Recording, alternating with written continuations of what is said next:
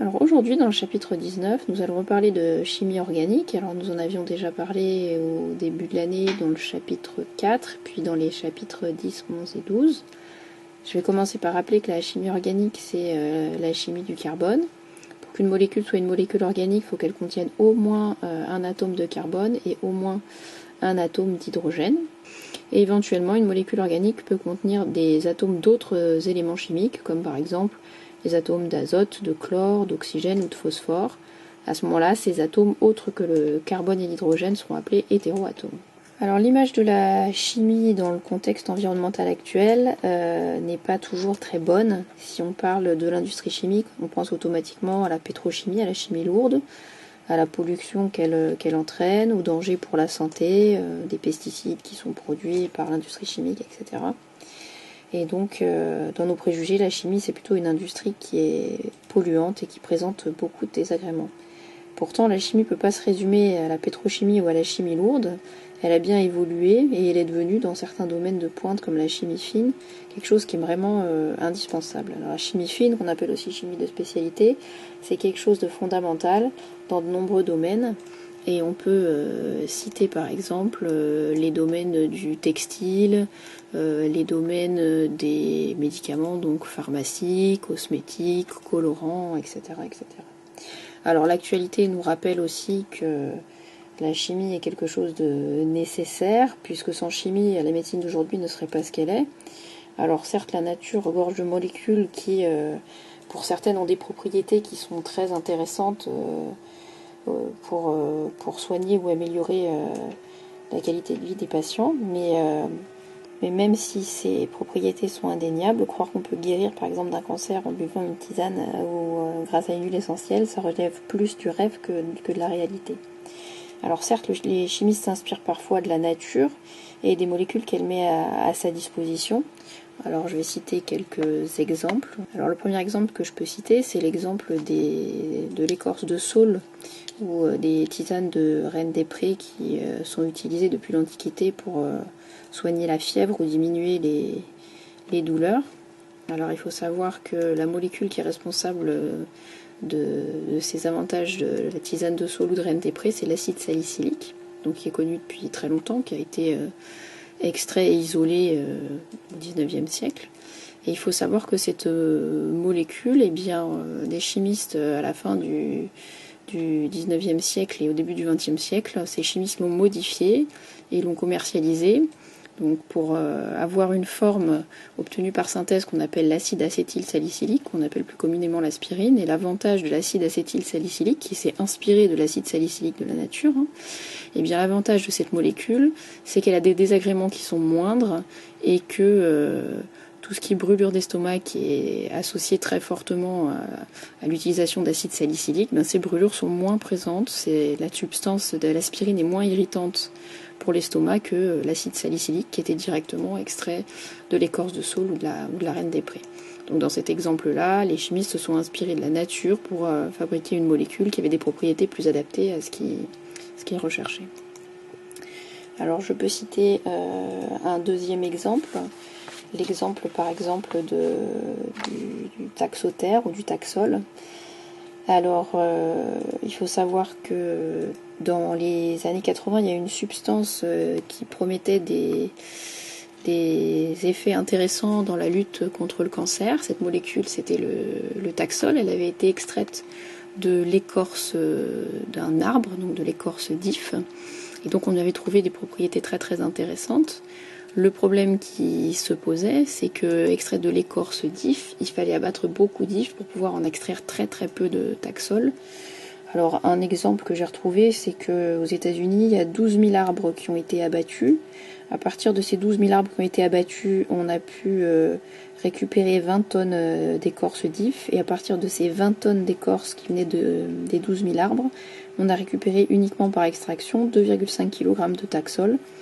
Sachant que pour le traitement d'un patient en cancérologie, il faut au minimum 2 grammes de taxol. Donc il fallait abattre énormément d'arbres pour pouvoir traiter les patients qui étaient atteints d'un cancer.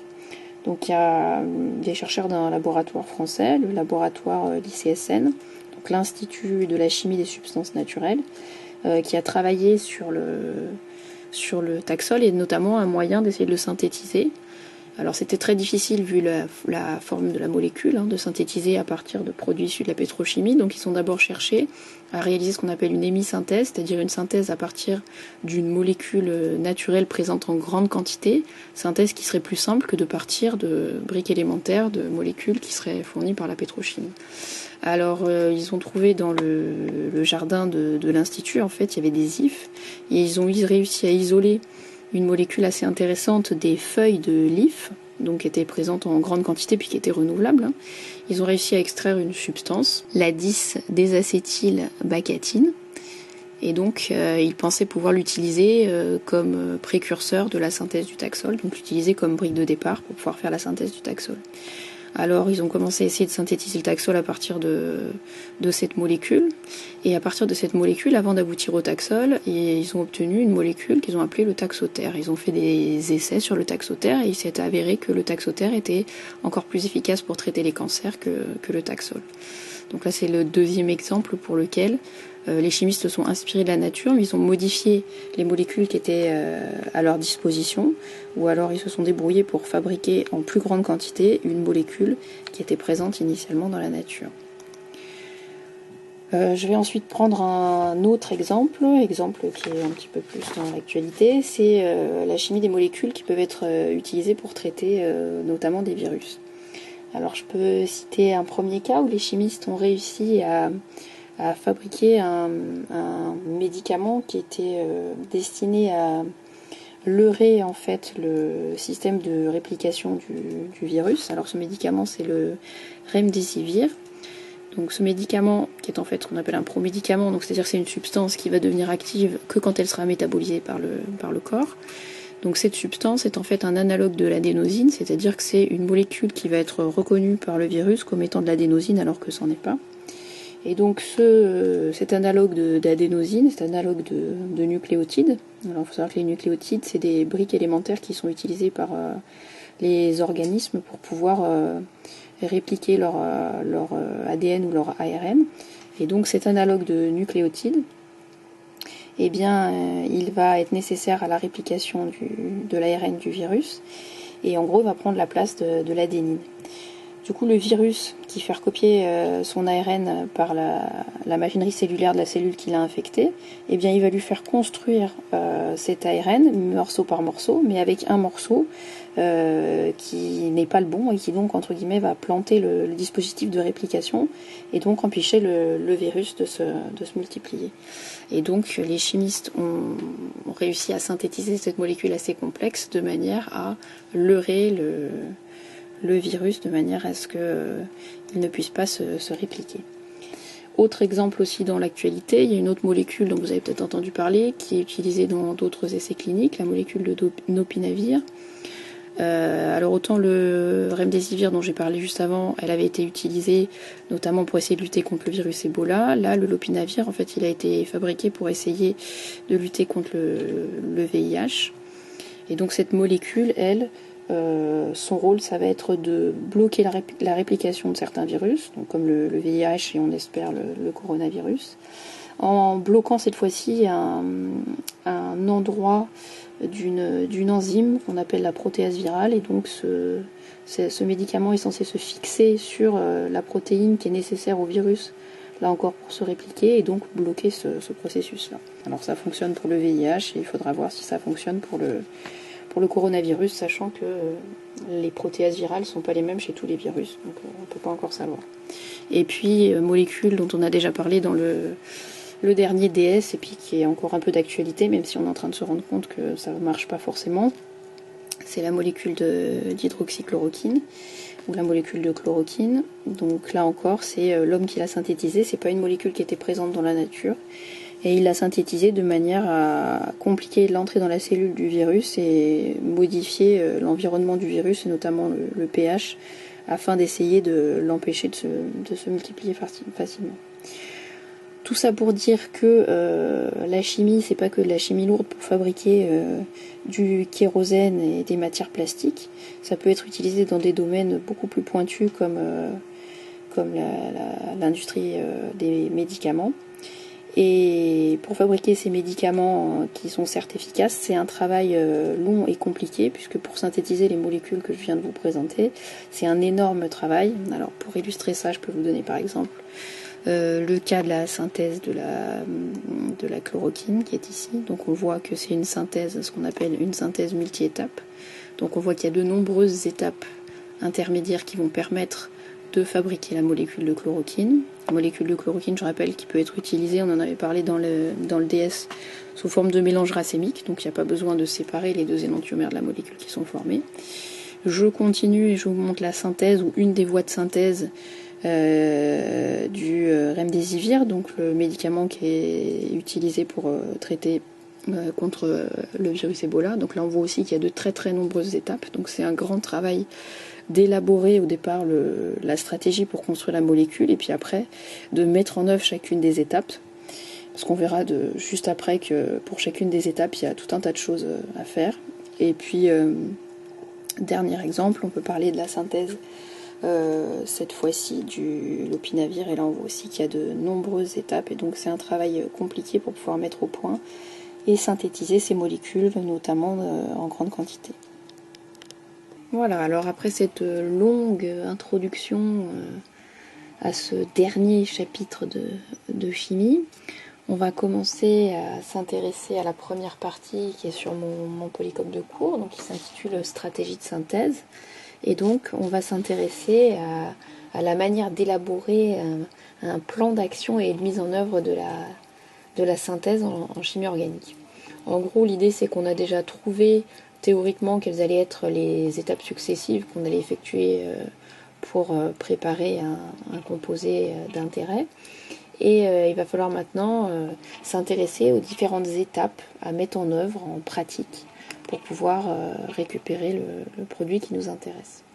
Alors sur le papier c'est assez simple, on enchaîne les étapes, A plus B plus C donne D, et puis D avec un autre réactif donne, etc., etc. Maintenant au laboratoire c'est un petit peu plus compliqué et on va voir qu'il y a tout un tas d'étapes à mettre en œuvre qui prennent du temps.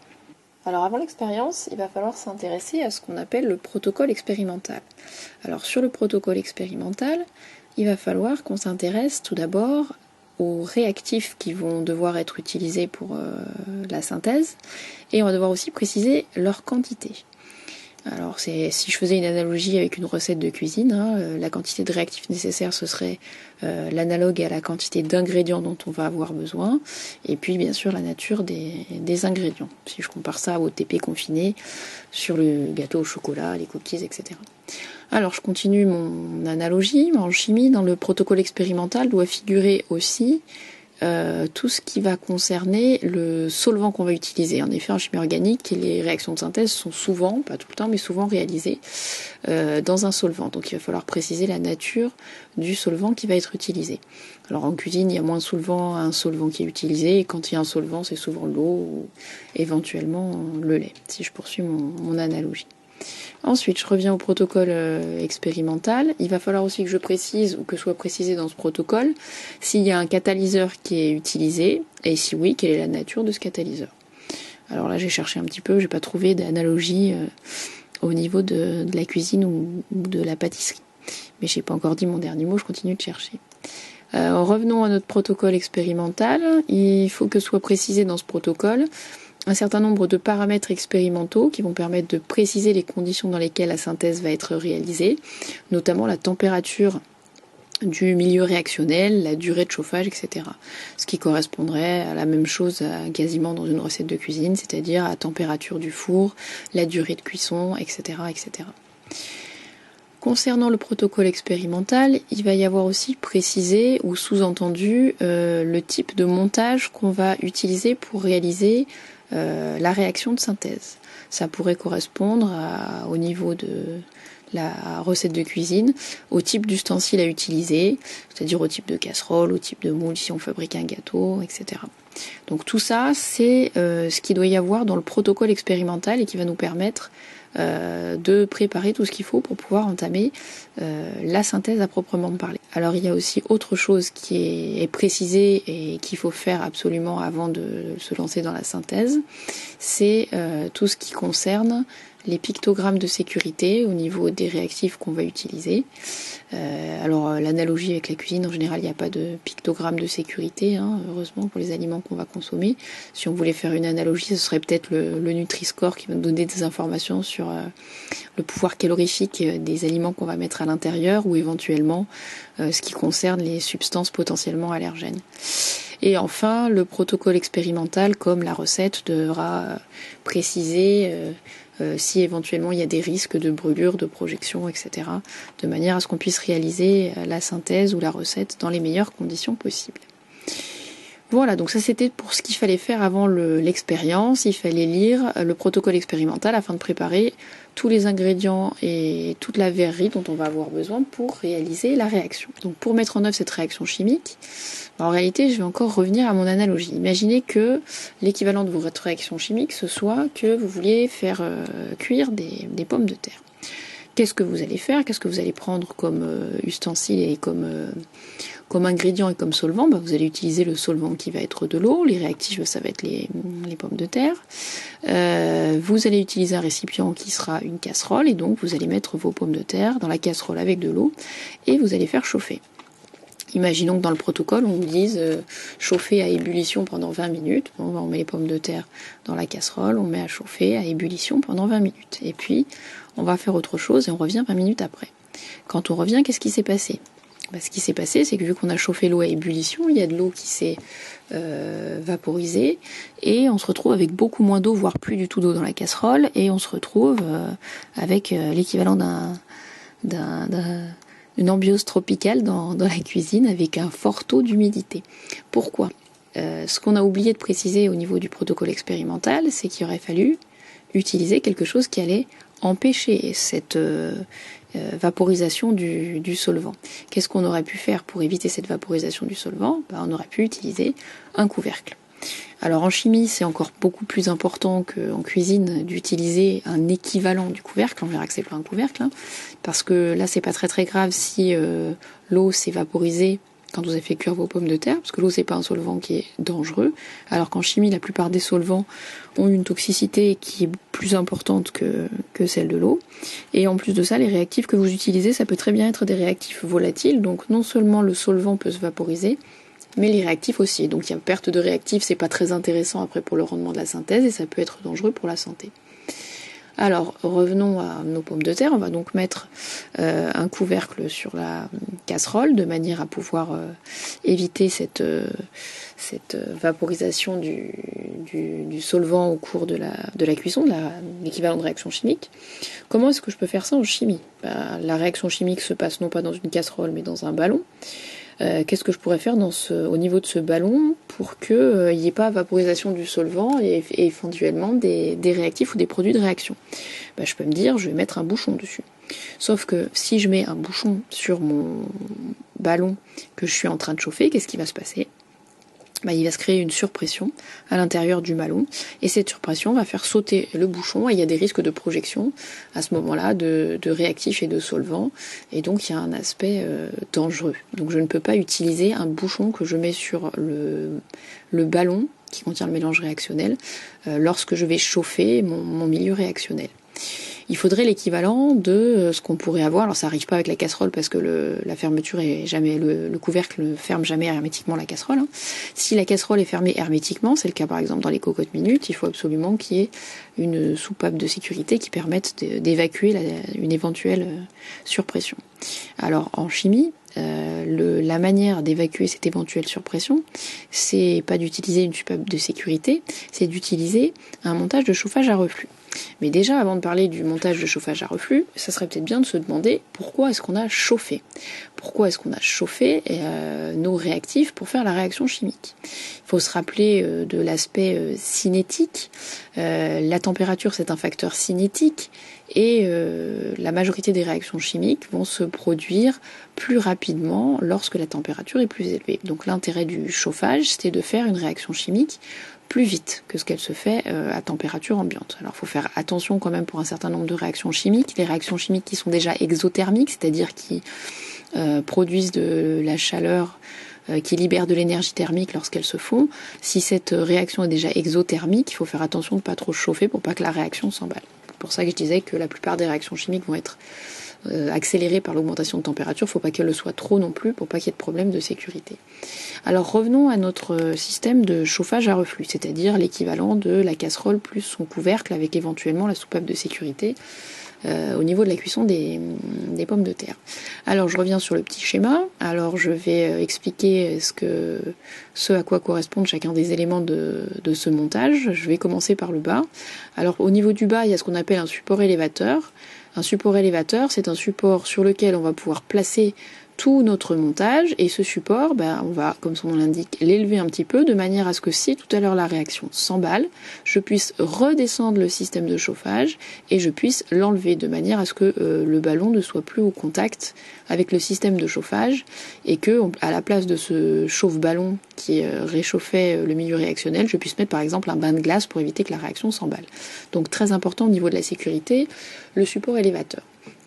Ensuite, au-dessus de ce support élévateur, j'ai donc le chauffe-ballon. Alors, parfois on utilise un chauffe-ballon, parfois on utilise, vous verrez dans les petites vidéos que j'ai mis en lien dans le polycope de cours. Donc parfois on utilise, non pas un chauffe-ballon, mais ce qu'on appelle un bain-marie ou un bain d'huile qui va me permettre de chauffer le mélange réactionnel. Donc voilà pour le chauffe-ballon. Ensuite, on a le ballon qui est placé au-dessus avec le mélange réactionnel à l'intérieur. Dans ce mélange réactionnel, on a ajouté des petits grains de pierre ponce. Alors la pierre ponce, c'est une pierre poreuse qui contient des petites bulles d'air à l'intérieur et qui va permettre de régulariser l'ébullition. Parce que sinon, quand on va chauffer le mélange réactionnel, parfois il est un peu épais et il est un peu visqueux, et à ce moment-là il peut se former ce qu'on appelle des points chauds. C'est un petit peu comme si vous avez déjà réchauffé de la purée au micro-ondes, on chauffe, et bien à un moment donné on entend un gros pouf, et en fait il y a un point chaud qui s'est formé à l'intérieur de la purée, c'est-à-dire qu'il y a un point où il y a eu tellement d'énergie qui a été fournie que il y a des choses qui se sont vaporisées, et donc il y a une grosse bulle qui s'est formée et ça a explosé, ça en a mis partout. Il peut se passer la même chose dans le mélange réactionnel, et pour éviter cette ébullition non régulière et des projections éventuelles, on met des petits grains de pierre ponce qui vont libérer des petites bulles d'air au fur et à mesure du chauffage et qui vont permettre de régulariser l'ébullition. Donc j'ai mes pierres ponce, mon mélange réactionnel. J'ai ensuite au-dessus accroché sur mon ballon ce qu'on appelle un condenseur à eau ou un réfrigérant à eau. Alors c'est un petit système qui va permettre, lorsque je chauffe mon mélange réactionnel, de recondenser les vapeurs de solvants et éventuellement de produits et de réactifs qui pourraient s'être formés lors du chauffage, puisque en contact avec les parois froides de ce condenseur à eau, ces vapeurs vont se recondenser et il n'y aura pas de perte de réactifs, de produits et de solvants, puisque tout va retomber dans le bécher où il y a le mélange réactionnel. On indique que dans ce condenseur à eau, il va donc y avoir une arrivée d'eau par le bas et une sortie d'eau par le haut. Comme ça, l'eau la plus froide, celle qui arrive directement du robinet, va être en contact avec les vapeurs les plus chaudes qui sont au bas du condenseur ou du réfrigérant à eau, et ensuite cette eau va être évacuée. On remarque qu'au niveau de la sécurité, il y a 2 pinces qui ont été placées, une au niveau du col du ballon et une qui est moins serrée, qui maintient juste l'équilibre au niveau du réfrigérant à eau. Alors vous verrez, maintenant que je vous ai expliqué ça, et puis après avoir regardé les petites vidéos pour lesquelles j'ai mis un lien dans le polycope de cours, il y a 2 petites erreurs sur les schémas qui ont été placés dans le cours, et des erreurs qui sont liées notamment aux consignes de sécurité. Donc je vous laisserai chercher les petites erreurs. Voilà, en ce qui concerne la méthode de chauffage à reflux, qui va donc permettre, si je résume, de chauffer mon mélange réactionnel pour que la réaction se fasse plus vite, chauffer mon mélange réactionnel sans risque de perte de réactifs, de produits ou de solvants, puisque j'ai le condenseur à eau.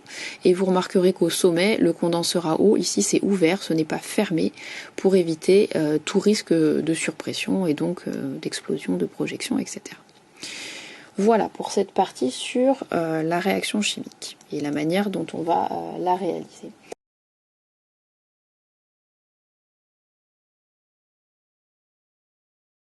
Alors certaines réactions chimiques se font, je le répète, autrement qu'avec un montage de chauffage à reflux, notamment les réactions exothermiques, mais c'est un grand classique, le montage de chauffage à reflux, donc il faut le connaître, être capable de légender un schéma, voire de refaire un schéma si on vous le demande. Alors ensuite, une fois qu'on a donc prévu avec le protocole expérimental ce qu'on allait faire, préparer le matériel, qu'on a lancé la réaction chimique, qu'on a maintenu le chauffage pendant le temps imparti, et bien maintenant il va falloir isoler le produit recherché. Pourquoi isoler le produit recherché?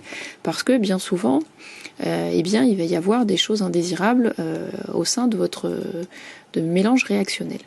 Qu'est-ce qu'il peut y avoir comme chose indésirable? Eh bien, il peut y avoir des restes tout simplement de réactifs, si vous avez mis un réactif en excès ou si la réaction n'est pas totale. Il peut y avoir, de toute façon, il y a déjà les grains de pierre ponce qu'il va falloir éliminer. Et il peut y avoir aussi des sous-produits qui ne sont pas intéressants, puisqu'une réaction chimique ne forme pas nécessairement un seul produit, mais elle peut en former plusieurs. Et donc, à l'issue du chauffage à reflux, il va falloir extraire le composé qui nous intéresse, isoler le produit recherché au sein d'un mélange. Alors je vais faire un bref petit rappel sur les mélanges. Vous savez que les mélanges, il y en a deux catégories, les mélanges homogènes ou les mélanges hétérogènes. Dans les mélanges hétérogènes, il y a plusieurs phases distinctes. Alors les mélanges hétérogènes, très rapidement, il peut y avoir des mélanges hétérogènes solides-solides. Imaginons le cas d'un mélange où on aurait du sel et du sable. Ce sont deux solides, mais qui ne se mélangent pas, donc je vois bien que c'est un mélange hétérogène. Quelle technique j'ai à ma disposition pour séparer les deux constituants d'un mélange hétérogène solide-solide? Ça n'arrive pas très souvent en chimie, mais on peut quand même en parler. Eh bien, on peut parler du tamisage. Imaginez, vous avez non pas du sable et du sel, mais vous avez du sable et des cailloux.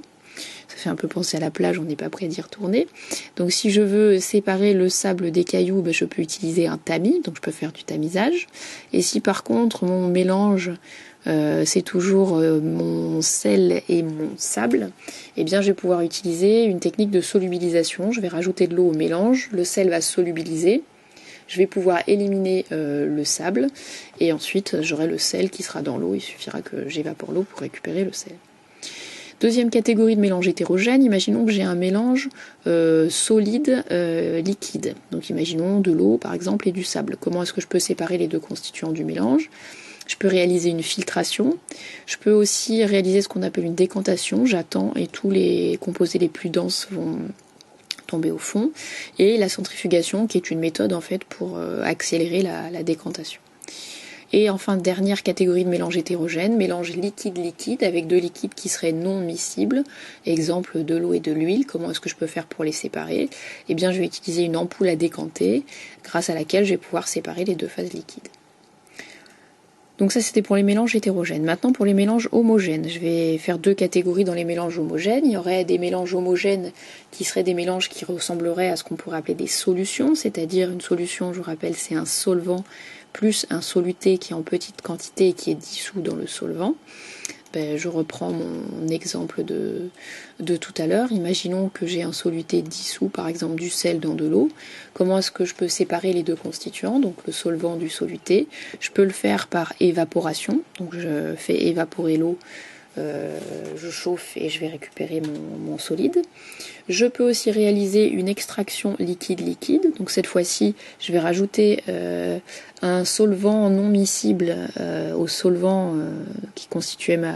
qui était le solvant de ma solution.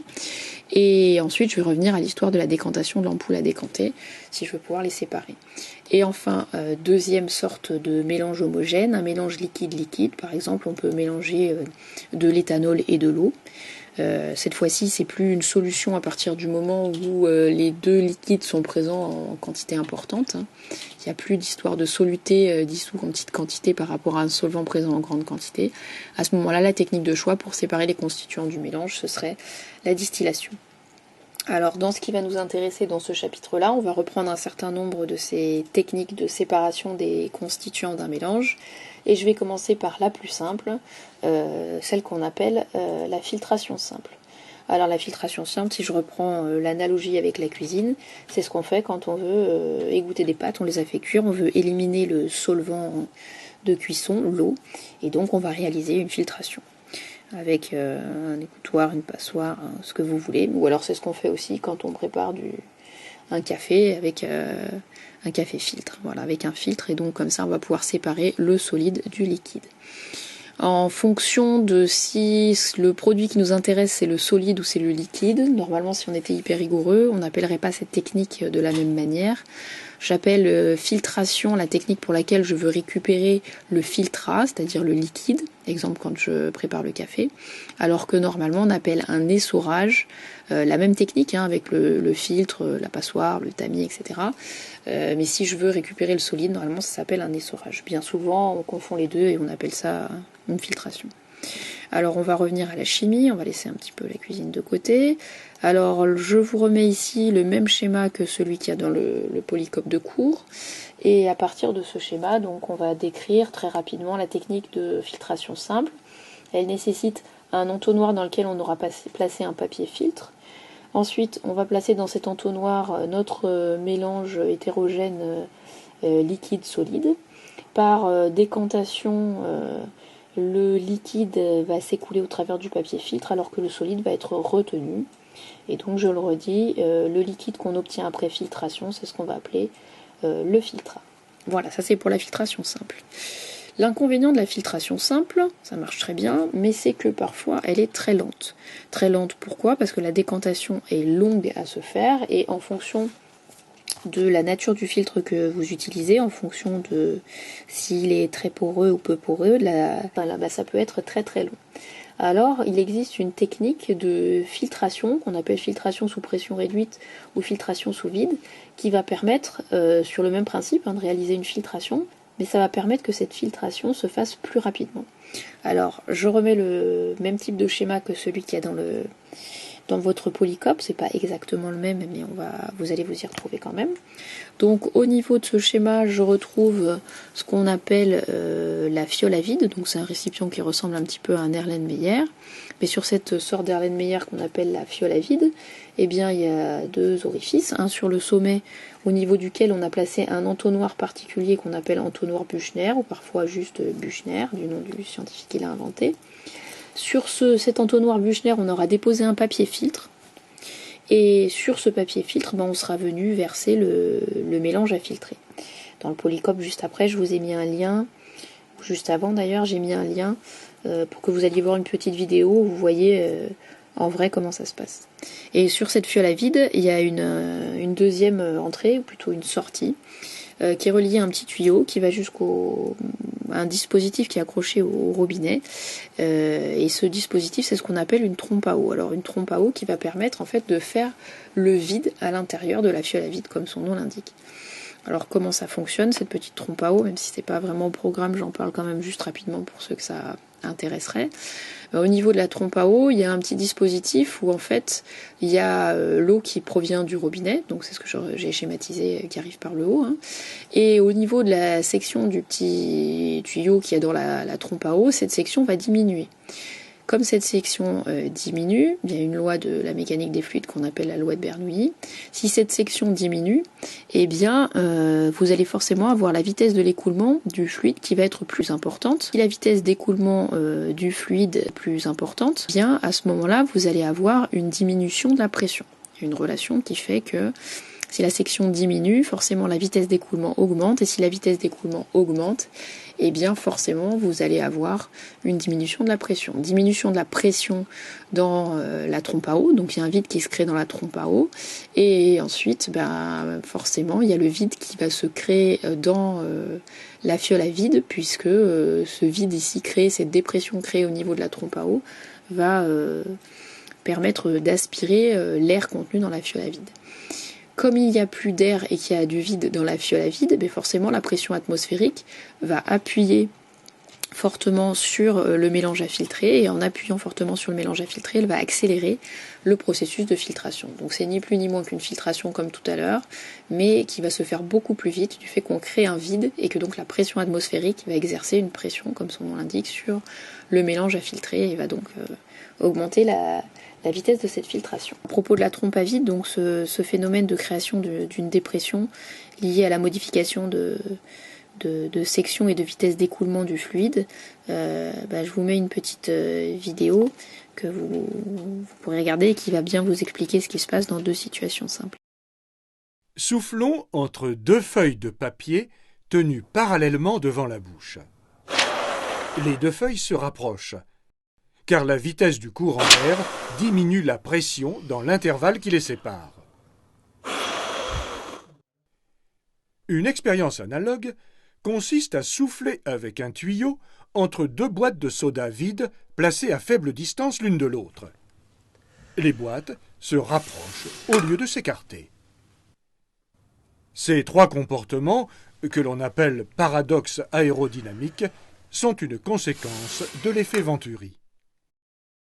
Alors je vous conseille d'aller voir la petite vidéo que j'ai mis en lien où c'est bien expliqué et on voit très bien comment ça se fait en réalité.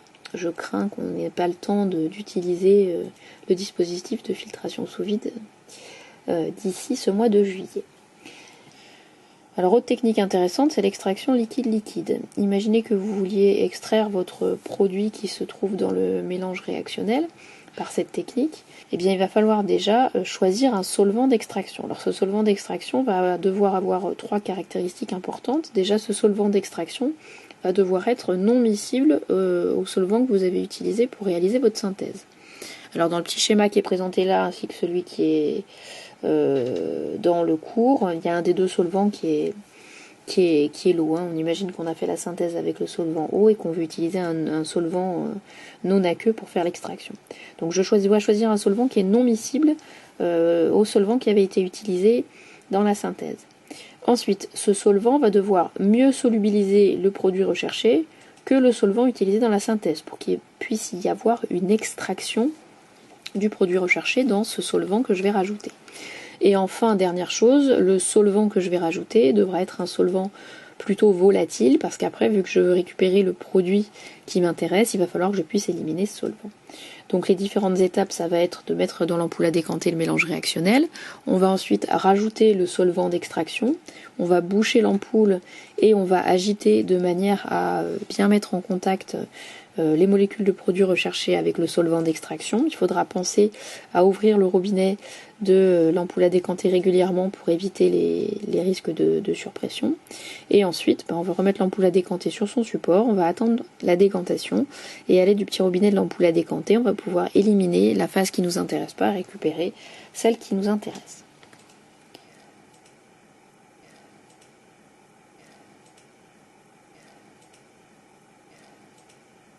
Ensuite, une fois qu'on a extrait le produit du mélange réactionnel, ce produit n'est jamais complètement pur. Il va donc falloir réaliser l'étape de purification. Alors, une ou plusieurs étapes. Ces étapes de purification, elles vont dépendre de la nature du produit que vous avez extrait et qui vous intéresse. Alors première possibilité, le produit que vous avez extrait est un solide, mais ce solide il peut très bien contenir encore du solvant, soit solvant d'extraction, soit solvant qui était utilisé dans la synthèse. Alors ce solvant il va falloir l'éliminer, réaliser ce qu'on appelle un séchage. L'une des techniques pour éliminer le solvant c'est de mettre ce solide après l'avoir sécher au maximum avec du papier filtre. On peut placer ce solide dans une étuve à condition que le solide effectivement ne soit pas sensible à la chaleur. L'autre cas possible c'est d'avoir un liquide et que ce liquide, vous allez me dire un liquide on ne peut pas le sécher, si ce liquide c'est une phase organique, c'est un liquide organique, il peut rester des traces d'eau à l'intérieur. Ces traces d'eau, il va falloir les éliminer. Pour les éliminer, on va utiliser ce qu'on appelle un desséchant chimique. C'est en fait un composé anhydre qui va réagir avec l'eau, qui est une impureté qui est contenue dans votre produit. Et en s'hydratant, en réagissant avec l'eau, il forme des petits agrégats, des sortes de petits cailloux qui tombent au fond du bécher. Et après, il n'y aura plus qu'à filtrer pour éliminer ces petits cailloux, ces petits agrégats qui auront fixé les molécules d'eau. Là aussi, si ça vous intéresse, j'ai mis le lien vers 2 vidéos de desséchage chimique d'une phase organique. Donc voilà, ça c'est pour le séchage d'une phase liquide ou d'une phase solide, ce qui correspond à la partie petit a dans mon polycopier sur la purification. Je continue aux techniques de purification. Si cette fois-ci j'ai affaire à un solide et qu'il y a des impuretés, par exemple solides à l'intérieur, que c'est pas juste du solvant qui reste, je vais pouvoir réaliser ce qu'on appelle une recristallisation. Alors, cristallisation, c'est quand il y a un solide qui se forme. Alors, pourquoi la recristallisation? L'idée, ça va être de redissoudre mon produit avec ses impuretés dans un solvant, dont on aura bien choisi les caractéristiques, pour ensuite le faire recristalliser. Alors, vous allez me dire quel est l'intérêt? L'intérêt, ça va être de pouvoir éliminer les impuretés. Les impuretés, il va y en avoir deux sortes. Il va y avoir les impuretés qui vont être solubles dans votre solvant. Donc à la fin, quand votre produit va recristalliser, les impuretés vont rester dans le solvant. Et puis il va y avoir les impuretés qui vont être non solubles dans le solvant. Alors je vais essayer de prendre un exemple simplifié, même si c'est un exemple qui est difficile à mettre en œuvre, on va dire à la maison si vous voulez essayer, ça marche pas à tous les coups. On va prendre un exemple simplifié. On imagine que j'ai un mélange de chlorure de sodium, donc le sel de table, c'est le produit que je veux récupérer, c'est le produit qui m'intéresse, et dans ce sel de table, j'ai des impuretés. Comme impureté, je pourrais avoir par exemple un peu de sucre en poudre, et je pourrais avoir un peu de sable. Et l'idée, c'est de recristalliser le chlorure de sodium, le sel, afin de l'avoir sous forme chlorure de sodium pur, éliminer le sucre et le sable. Alors l'idée, ça va être de choisir un solvant qui va solubiliser le sucre, mais qui va aussi solubiliser le sel, le chlorure de sodium, puisque je vais le recristalliser. Ça veut dire qu'il va falloir que je le dissolve et que je fasse recristalliser. Mais ce solvant, il va devoir mieux dissoudre le sucre que le sel, de manière à ce que le sucre à la fin reste dissous dans ce solvant, alors que le sel recristallise et que je le récupère sous forme solide. Alors si je prends par exemple l'exemple de l'eau, je peux solubiliser 2 kg de sucre, donc le sucre de cuisine, le saccharose, dans 1 litre d'eau.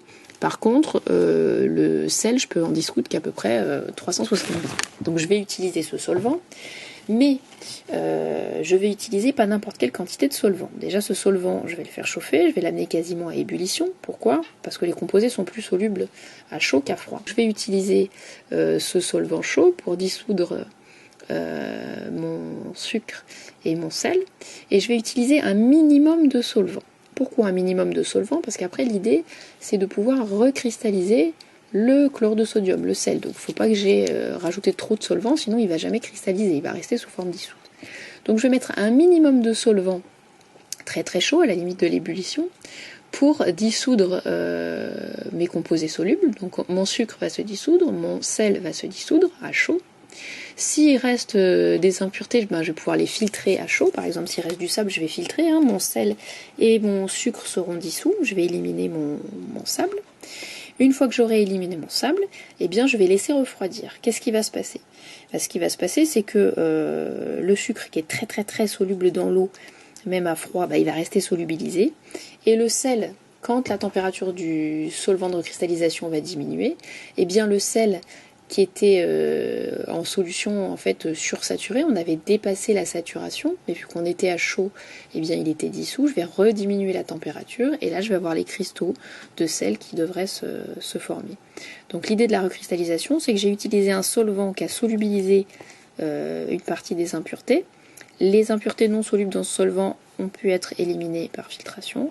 Et mon espèce que je voulais purifier, elle a été solubilisée dans le solvant, mais dans un minimum de solvant, de manière à ce que lorsque je refroidis ce solvant, je puisse récupérer l'espèce désirée. Alors là, je vous conseille d'aller voir la petite vidéo pour laquelle j'ai mis le lien sur le polycope, de manière à ce que vous voyez bien ce qui se passe.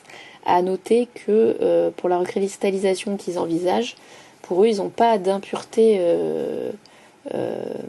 insoluble à chaud, tout est soluble à chaud, et donc ils n'ont pas de filtration préalable à réaliser avant le refroidissement du contenu du ballon.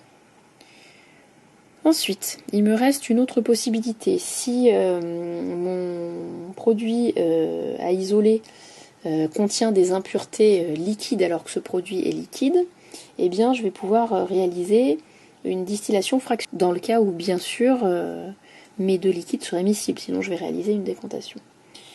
Alors pour le principe de la distillation, on va revenir au petit schéma et puis je vais décrire comme tout à l'heure de bas en haut ce qui se passe. L'idée de la distillation, elle repose sur l'existence de températures d'ébullition différentes entre votre produit et vos impuretés. Alors, on retrouve le support élévateur au niveau des conditions de sécurité, on retrouve le chauffe-ballon ou éventuellement le bain d'huile, le produit à purifier qui est à l'intérieur du ballon. Même chose pour réguler l'ébullition, on peut ajouter des pierres ponces. Donc on retrouve notre ballon avec notre produit et ses impuretés. Au-dessus, il y a un dispositif qui s'appelle une colonne de distillation ou une colonne de Vigreux qui ressemble à un réfrigérant à eau, mais attention, qui n'est surtout pas un réfrigérant à eau. Il n'y a pas de système de refroidissement, c'est une colonne à l'intérieur de laquelle il y a des petits pics, on va expliquer l'utilité de ces petits pics juste après. Ensuite, il y a un thermomètre au sommet de la colonne de distillation, c'est fermé au niveau de la colonne de distillation. Ce thermomètre va pouvoir permettre de mesurer la température des vapeurs qui vont monter dans la colonne de Vigreux et qui vont ensuite être recondensées. Dernier élément du dispositif de distillation. Il y a un condenseur à eau, un réfrigérant à eau qui est sur le côté ici avec l'arrivée et la sortie d'eau. Et ce condenseur à eau va permettre de récupérer et de recondenser les vapeurs qui auront traversé la colonne de Vigreux. Alors comment fonctionne en gros, parce que c'est beaucoup plus compliqué que ça en réalité, le principe de la distillation? Eh bien si vous avez un mélange de liquides ici pour lesquels les températures d'ébullition sont très différentes, quand je chauffe, il y a des vapeurs qui vont commencer à s'élever dans la colonne de Vigreux. Et puis, ces vapeurs, elles vont être forcément plus riches en composé qui a la température d'ébullition la plus basse. C'est ce qu'on appelle le composé le plus volatile. Donc, c'est le composé le plus volatile qui va passer sous forme vapeur en premier. Mais il faut savoir que ces vapeurs, c'est pas uniquement du composé le plus volatile. Il y a aussi un petit peu du composé moins volatile qui ont été emmenés par cette vapeur qui monte dans la colonne de Vigreux. Au niveau des petits pics qu'il y a sur la colonne de Vigreux, il y a un équilibre liquide-vapeur qui va se faire, c'est-à-dire qu'il y a une partie de la vapeur qui va se recondenser et une partie de la vapeur qui va continuer à monter dans la colonne de Vigreux. Et au fur et à mesure qu'on monte dans la colonne de Vigreux, les vapeurs vont s'enrichir en composé le plus volatile et le liquide qui va retomber à l'intérieur du ballon va s'enrichir en composé le moins volatile. Donc plus la colonne de Vigreux est grande et plus le composé qui va passer ici au niveau de la tête de colonne aura été purifié. Donc si la colonne est suffisamment grande, on peut même récupérer le produit le plus volatile pur au niveau du sommet de la colonne et donc le recondenser avec le réfrigérant à eau et récupérer ce qu'on appelle le distillat ici. Donc la colonne de Vigreux, elle est là pour séparer les constituants du mélange par le biais d'un équilibre liquide-vapeur au niveau des petits pics. Voilà pour l'explication. Alors je vous indique aussi qu'il y a des petites explications dans le Polycope qui compléteront ce que je viens de faire et un lien vers une vidéo sur YouTube. Donc vous pouvez faire pause sur la petite vidéo là et puis aller regarder les liens que je vous propose dans le Polycope. Alors je propose dans mon Polycope, je ne vais pas en parler plus que ça ici, une autre technique qui permettrait de purifier le produit que vous voulez obtenir si éventuellement il contient des impuretés, c'est la chromatographie sur colonne. Je ne m'éternise pas parce qu'elle n'est pas plus que ça au programme de terminale, j'ai mis un lien pour ceux que ça intéresse. Alors petit 5, le produit que vous avez donc fabriqué, que vous avez isolé, que vous avez purifié, il va falloir quand même l'analyser pour être sûr que c'est bien le produit que vous attendiez et qu'il n'y a pas d'impureté à l'intérieur. Alors il y a différentes techniques d'analyse qui vont être à notre disposition. Je vais commencer par ce qu'on peut utiliser très facilement au laboratoire pour identifier et vérifier la pureté d'un solide. C'est l'utilisation d'un dispositif qu'on appelle le Banco-Fleur et qui va me permettre de déterminer la température de fusion, le point de fusion de mon solide. Alors je vous renvoie vers la vidéo dont j'ai mis le lien sur le Polycope et une fois que vous aurez vu la vidéo, on pourra revenir aux autres techniques qui vont permettre d'analyser le produit obtenu. Après avoir parlé du Banco-Fleur pour un solide, pour un liquide, on pourra éventuellement déterminer sa température d'ébullition ou alors déterminer son indice de réfraction. Après, il existe d'autres techniques dont on a déjà parlé en début d'année, à savoir la spectro-UV visible, la spectro-infrarouge, éventuellement l'ARMN afin de pouvoir déterminer les caractéristiques du produit. Et il en existe d'autres qui ne sont pas au programme. C'est toutes les techniques chromatographiques. Alors la CCM, vous l'avez déjà vu dans les années précédentes, mais il existe des chromatographies en phase gaz, des qu'on appelle CPG, des HPLC, des GPC, il en existe plein d'autres sortes. Voilà, j'en arrive au dernier point de cette première partie sur la stratégie de synthèse. La dernière partie qui est assez importante, c'est le calcul du rendement. Savoir si, en gros, la synthèse que vous avez réalisée a été rentable ou pas, quelle quantité de produits j'ai obtenu par rapport à la quantité de produits que j'aurais pu obtenir si ma réaction avait été totale, sans perte, etc.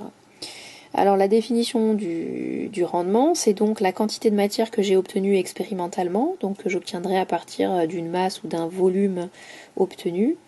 Le rendement, c'est donc cette quantité de matière obtenue expérimentalement pour le produit recherché, divisé par la quantité de matière que j'aurais pu obtenir au maximum si la réaction avait été totale et s'il n'y avait pas eu de perte lors des étapes de purification, d'extraction, etc. Donc je fais référence dans mon polycope de cours à un exercice de bac. Alors c'est un exercice de bac d'ancien programme, mais il est très bien fait. Il y a juste une question qu'il faut transformer pour que vous puissiez le faire. Donc je vous incite vivement à aller voir cet exercice de bac avec le calcul de rendement qui va avec. Alors pourquoi est-ce que c'est important cette notion de rendement ? Si je reviens à mes synthèses de produits pharmaceutiques, de médicaments de tout à l'heure, on a vu que c'était des synthèses qui se faisaient avec énormément d'étapes, et donc il est important que chacun des rendements de chacune des étapes soit suffisant pour qu'on puisse obtenir des quantités de produits assez importantes à la fin des N étapes de synthèse. Alors des synthèses, il en existe plusieurs sortes. Il y a ce qu'on appelle les synthèses linéaires. Alors c'est des synthèses pour lesquelles les étapes vont être successives. J'ai un réactif A, je le transforme en B. Ce produit B est le réactif d'une nouvelle réaction, il va me donner C, puis il va me donner D.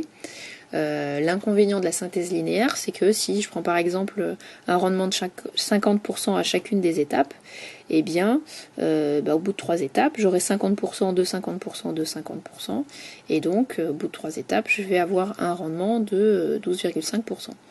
D'accord, le premier c'est 50%, ensuite 50% de 50%, ça va me faire 25%, et 50% de 25%, ça me fera 12,5%. Alors le plus intéressant, c'est d'utiliser plutôt une synthèse convergente. C'est pour ça que les chimistes, les chercheurs, les ingénieurs, etc. essayent parfois de modifier des voies de synthèse qui sont connues et qui fonctionnent bien, de manière à augmenter les rendements. Alors une synthèse convergente, c'est quoi ? Pour une synthèse qui se ferait là aussi en 3 étapes, on aurait une première étape avec A donne B, une deuxième avec C donne D, et ensuite on ferait réagir le B et le D qu'on a obtenu par les 2 premières étapes ensemble pour donner un troisième produit. Si je regarde, il y a aussi 3 étapes, comme dans la synthèse linéaire que j'ai proposée. Imaginons que chacune de ces 3 étapes est un rendement de 50%, donc 50% pour la première, 50% pour C donne D, et ensuite si je prends la réaction B plus D donne E, rendement là aussi de 50%, mais j'aurais obtenu déjà que 50% des 2 produits B et D, et donc 50% de mes 50%, ça va me donner un rendement de 25%. Donc sur 3 étapes, j'ai un rendement qui est 2 fois plus important si j'ai affaire à une synthèse convergente que si j'ai affaire à une synthèse linéaire.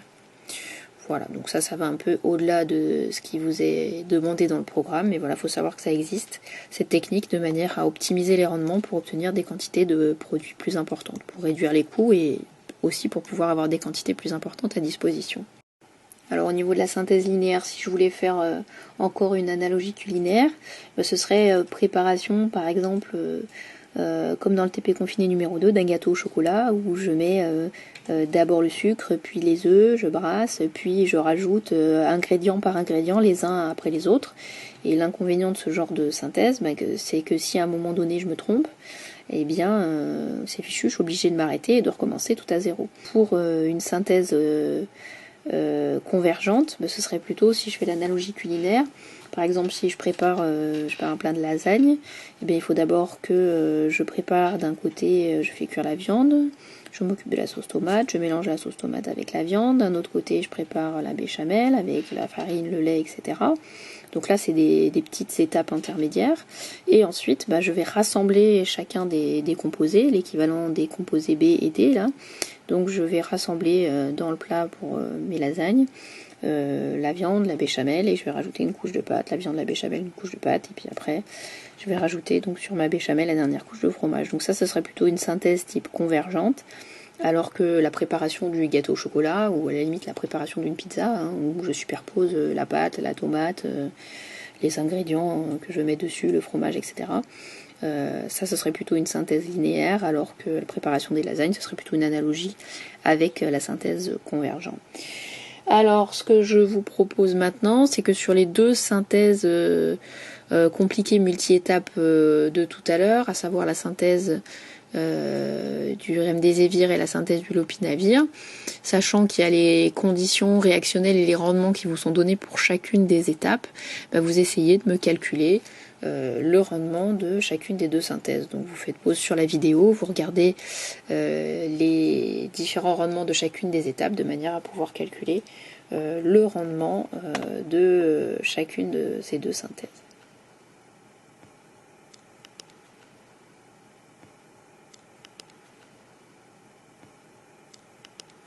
Alors nous allons aborder la dernière partie de ce chapitre. Cette dernière partie va s'intéresser à la sélectivité d'une réaction chimique.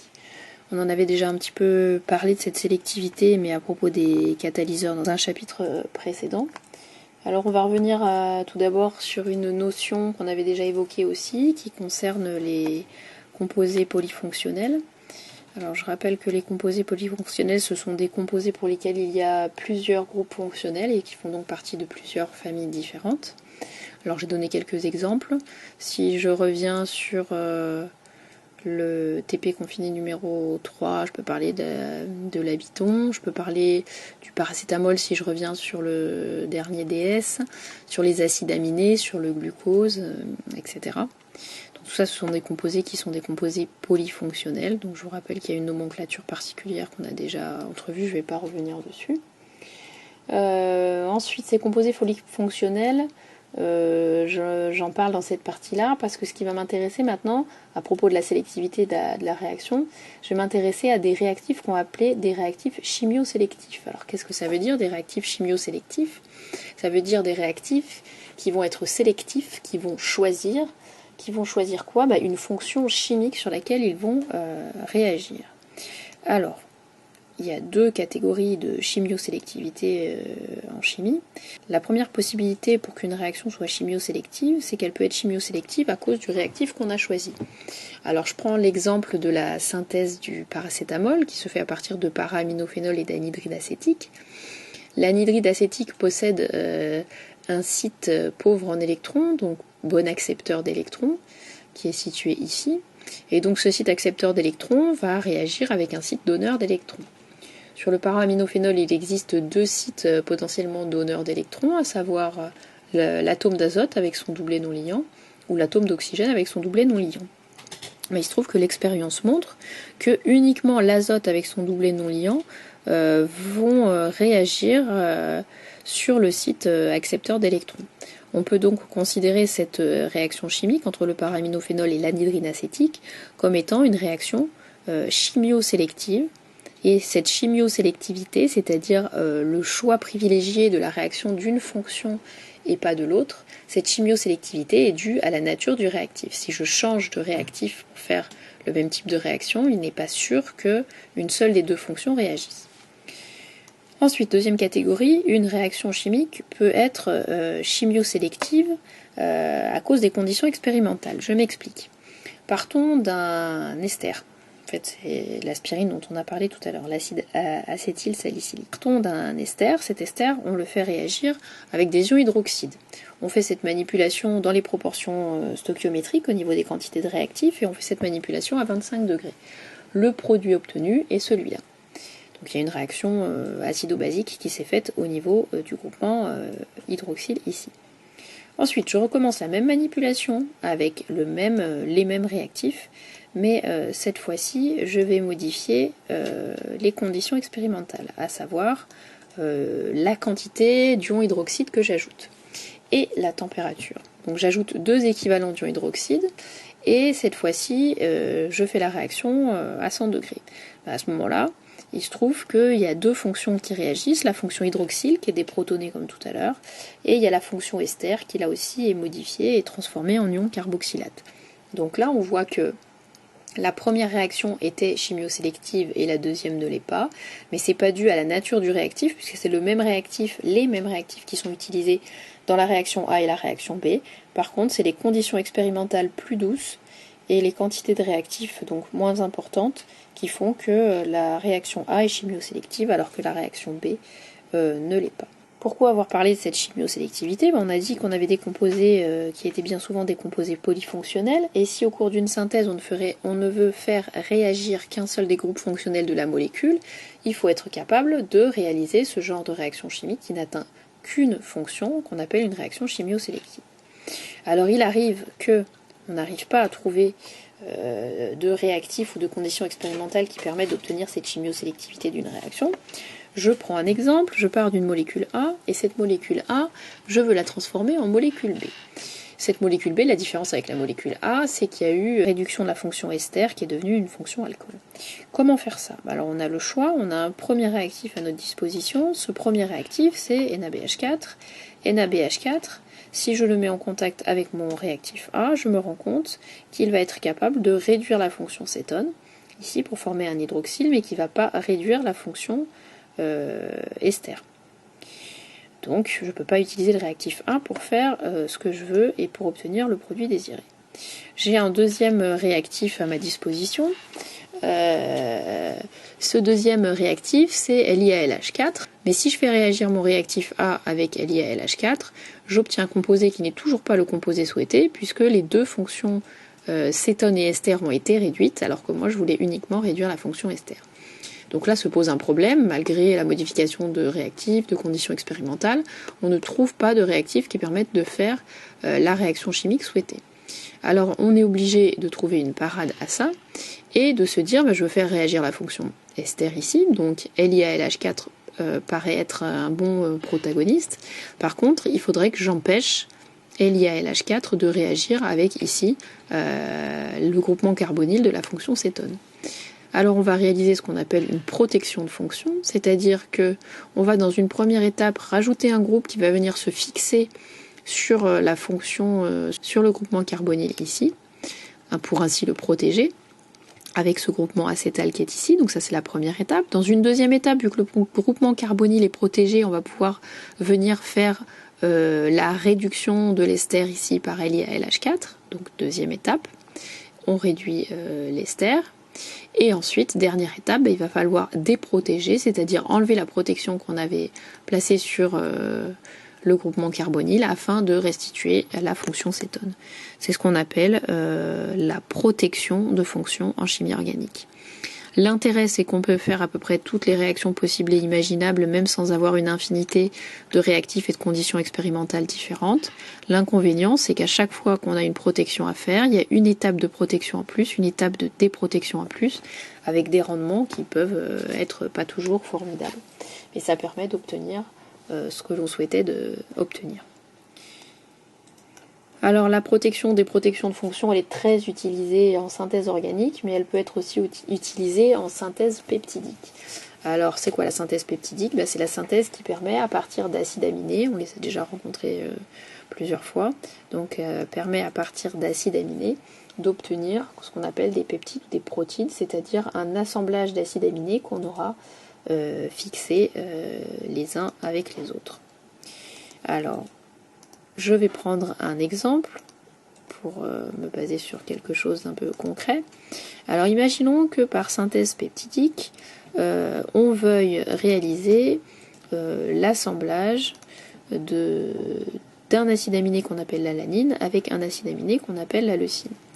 Alors l'assemblage va se faire par la formation d'une liaison amide entre le groupement carboxyle d'un acide aminé et le groupement amine de l'autre. Alors je veux associer une alanine et une leucine, donc je mets en contact une molécule d'alanine et de leucine. J'observe dans les bonnes conditions expérimentales la formation de la liaison amide qu'on appelle la liaison peptidique et j'obtiens le peptide alanine-leucine. Mais en réalité, je ne peux pas faire réagir mol à mol. Donc, quand je fais réagir, je mets une certaine quantité de matière d'alanine avec une certaine quantité de matière de leucine. Et donc, statistiquement, il peut aussi se produire une autre réaction. Il est possible que ce soit le groupement carboxyle de la leucine qui réagisse avec le groupement amine de l'alanine pour former un dipeptide qui ne sera pas le même. Ce dipeptide sera leucine-alanine. On voit que ce ne sont pas les mêmes peptides. Ce ne sont pas les mêmes peptides. Et puis il peut se produire encore autre chose, c'est que vu que je mets une certaine quantité de matière d'alanine, il est possible qu'au cours du couplage peptidique, de la réaction chimique, ce soit deux molécules d'alanine qui réagissent entre elles et qui me forment un dipeptide qui ne soit pas celui que je recherche, c'est-à-dire le dipeptide alanine-alanine.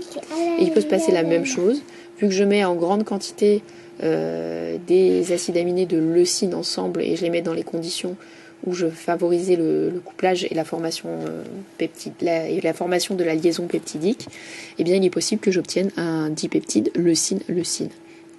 Donc pour obtenir un peptide très très petit, un dipeptide juste alanine-leucine, je peux pas juste ajouter de l'alanine et de la leucine et les faire réagir entre elles, parce que sinon je risque d'obtenir un mélange de 4 produits et donc d'avoir un rendement qui serait pas bon du tout, puisqu'il serait au maximum de 25%. Et donc il y aurait 3/4 des produits obtenus qui m'intéresseraient pas et que je serais obligée de jeter. Alors comment faire pour réaliser les synthèses peptidiques ? On va être obligé d'utiliser les étapes de protection des protections. Donc je vais protéger le groupement de l'alanine qui ne m'intéresse pas, donc en imaginant que je veuille synthétiser le premier dipeptide dont j'ai parlé, c'est-à-dire alanine-leucine. Et bien à ce moment-là, il va falloir que je protège la fonction amine de l'alanine. Il va falloir que je protège la fonction carboxyle de la leucine. Donc ça fait déjà 2 étapes. Ensuite, 3e étape, je vais mélanger mon alanine protégée sur le N et ma leucine protégée sur le carboxyle. Je les fais réagir entre elles et ensuite il me faudra une étape de déprotection de l'amine et une étape de déprotection du groupement carboxyle. Donc ça veut dire qu'au lieu d'une étape, eh bien je vais en avoir 4 supplémentaires. Donc je vais avoir 5 étapes. Mais c'est le prix à payer pour avoir peu de sous-produits et peu de séparation à faire ultérieurement à la fin de la réaction chimique. Voilà, pour le cours de chimie de cette année, c'est terminé. Et ben voilà, fini.